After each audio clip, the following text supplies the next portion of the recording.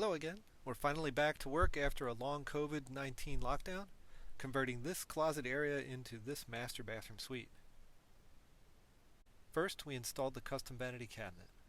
And because space is a premium here, the vanity drawers were designed for a perfect fit. Next, we put in the custom shower doors made right here in Wisconsin, and they're not as expensive as you might think.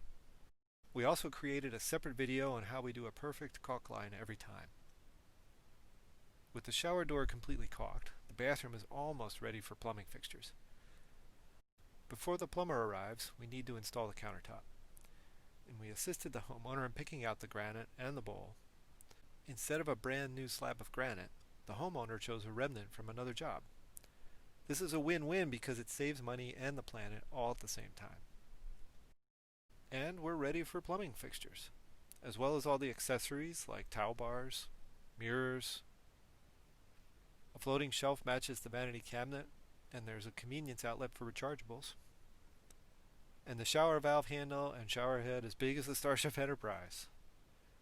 And of course, the toilet. Downstairs, the drain pipe in the kitchen pantry is enclosed with drywall. And here's the final walkthrough. All the walls and trim are painted, the homeowners have moved back in, and are enjoying their new master bedroom, with a nice large closet.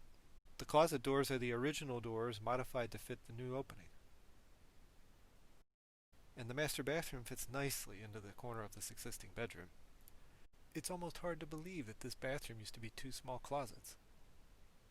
It's cozy, and there's plenty of room in the shower. The homeowners will enjoy this master suite for many years to come.